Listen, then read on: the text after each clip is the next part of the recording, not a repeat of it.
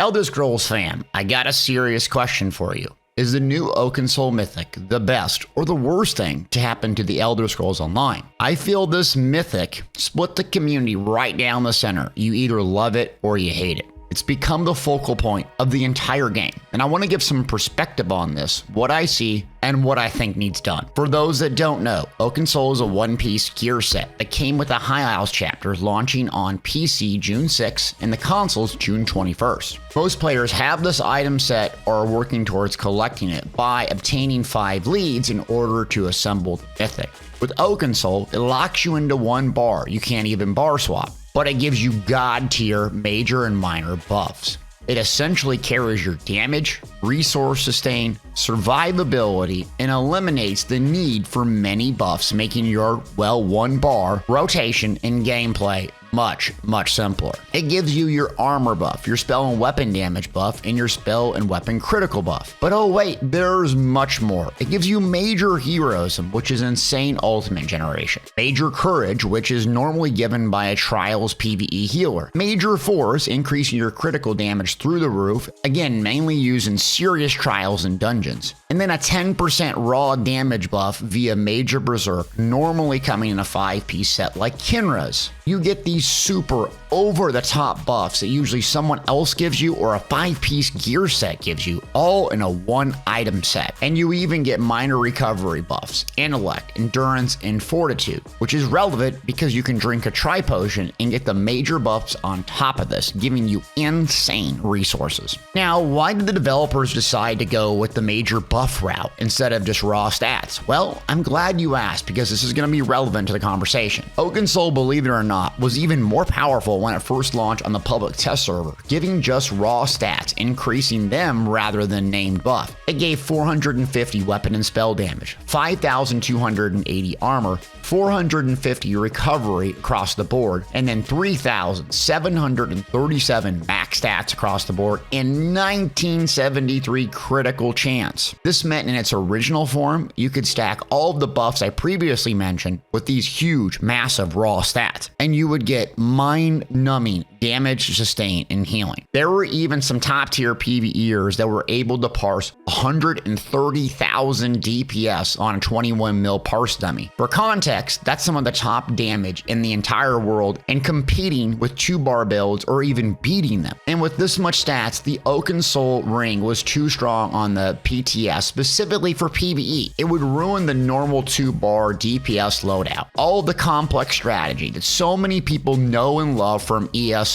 it would have ruined it. And in fact, going on a little rant here, that's what makes both PvE and PvP fun, in my opinion, is that you cannot necessarily master the game of ESO. You're always working towards better timing, weaving, buff management, and so on. ESO's combat in 2-bar isn't over-the-top complex, but managing your resources with 0 cooldowns beyond your ultimate is what separates the game from other MMOs. It's a balancing act of weaving, dropping ultimates timely, rotating buffs and spamming attacks, and switching over to your execute, and or timing your burst in PvP. But back to the public test server. This original Oakensoul setup was even worse in PvP, believe it or not, especially with werewolves. In a werewolf ultimate, you hit it and you're already locked into 1 bar, plus you get a lot of the major buffs anyways. They were so strong that essentially you just couldn't compete 1v1 with the werewolf. It was just too over the top and powerful. 1 heavy attack, 1 ability, and you're pretty much dead. And this is kind of the roadmap of how we arrived at Oakensoul today. Giving the monster major and minor buffs rather than raw stats essentially saved PvE from it being too powerful and just eliminating the 2-bar setup. So now you can't stack buffs or max stats on top of it. You have the major stat. So now the Oakensoul gives you these major and minor buffs, which you can't stack on top of each other. You can't get major courage twice, in case you don't know. So this brings up the question then, who was Oakensoul intended for? What I would imagine Oakensoul was created intended for was the individual who struggles at the combat of the game. They may have difficulty with reflexes, bar swapping, or maybe they're just not interested in a perfect parse weave. Or maybe they have a physical disability. There's a lot of different factors that make someone good or quote unquote bad at an MMO or in a video game. And if I'm being honest here, this game is a lot more hard to manage than your typical MMO.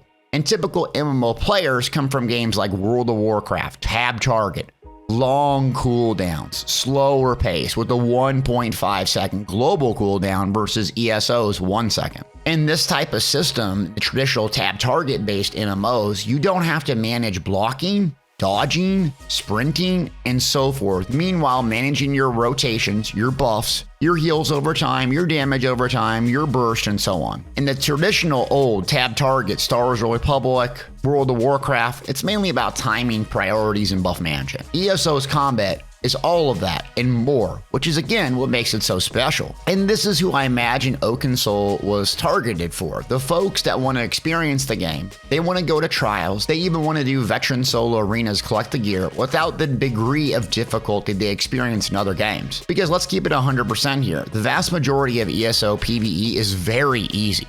Outside of veteran and hard mode trials and some dungeons and arenas, it's pretty easy to get most of the gear most of the time, especially considering that the normal gear sets, which are extraordinarily easier to get, aren't that much worse off than the veteran. There's very little incentive to get the veteran gear, 1, maybe 2% statistical bonus. So why do you go through all the sweating of doing a veteran hard mode trial when you can just run and blow through it on normal? And now these folks can have a 1-bar mythic and just blow through overland content in VMA finally. Well, Deltia, this sounds great. So what's the big issue here? It's absolutely overtuned and insane in PvP, especially on a class that has a critical damage buff like the Templar or the Nightblade. For instance, you want to pair Oakensoul, which gives you major force at all times. Use a skill like Race Against Time, which gives minor force, and the new craftable set from the Highlands, Order's Wrath, which gives a unique buff doing even more critical damage. And you can go even further. The Shadow Munda Stone, Fighting Finesse, Champion Point Slottable, Khajiit Race, and now you have so much critical damage modifiers. You're starting to see burst damage, the likes of Slowed and Viper Veladreth Days. It's so powerful in PvP and so easy to play on a Stamina Nightblade Ganker or Hybrid Templar that it's hard to go back to a 2-bar build. You're really just not incentivized to go back to a 2-bar build because you hit hard,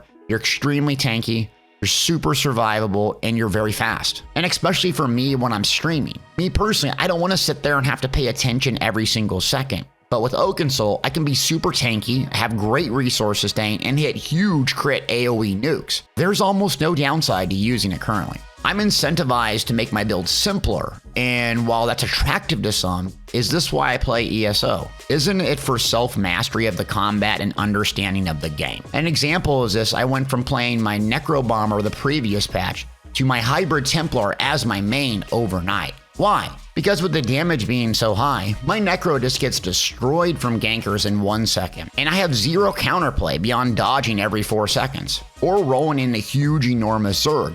If I go play solo walk in the open field, I'll die. Zero counterplay. It's no fun. I'd rather go play Call of Duty, turn the corner, and get shot every 3 seconds. That's what it feels like in Cyrodiil. So I'd get ganked 10 times, get triggered out in the open field, and relog into my Oakensoul Templar, and immediately the tides would turn. Simpler, harder hitting, and way more survivable. It's just so powerful right now, it's really hard to get excited about anything else when damage is so high. It just works so well. I slap a 1-piece on and I feel like a walking god. Also, I think another point of contention with PvPers is it raised the floor. Not the ceiling, but the floor for the average player. Major protection, armor buff, just by default. Thus, you're so much more survivable without having to manage a lot of buffs. Again, not rotating through a million buffs and debuffs while taking pressure. Great for the average player, but eliminating some skill from the top end, allowing more casual folks to feel active and engage in the fights without having the muscle memory of a 12-year-old on their 15th Hot Pocket. And I can relate to this. When I went back to Xbox, I felt this way. I'm not used to the controller. I know the combat. I know Elder Scrolls Online very deeply, but I don't have the muscle memory on controller. So I felt frustrated. I didn't have any fun. I'm like, man, if I just had Oakensoul right now, I would start to crush. But I didn't. And there I was left with just this clunky controller that I have no idea how to manage, and I just got destroyed over and over and over. It was no fun.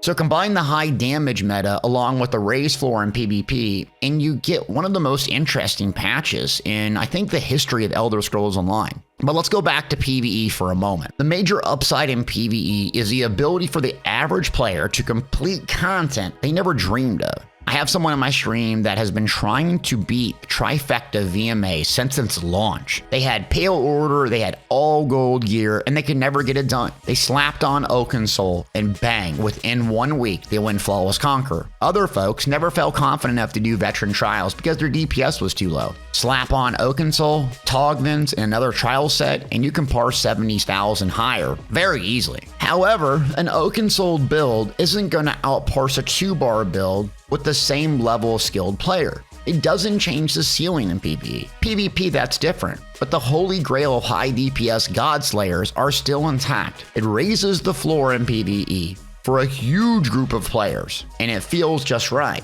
I still love and prefer my 2-bar Magpar because I do more damage objectively. It's more fun because of the action per minute that it takes, and there's no incentive for me at my skill level to use a 1-bar build outside of creating builds for others to enjoy. And that brings me to the last question. Is the new Oakensoul Mythic the best or worst thing to happen to ESO? Depending on who you are, it could either be a dream or a nightmare. My hope is this: it gets balanced so you're not forced to use it on specific classes in PvP. That the average player can pick it up, use it, slap it on, and feel impactful in any element of the game. I think this mythic needs some tuning to hit the sweet spot because Super God Mode overtuned PvP, but it's also very helpful in PvE. But what do you think as a community? Where am I right? And I'm sure I'm wrong. It is YouTube, right? And feel free to share your Oakensoul stories in the comments, whether they're good or bad, because I'm sure we've all got ganked by Calorian's Nightblade by now. Until next time, thanks for watching.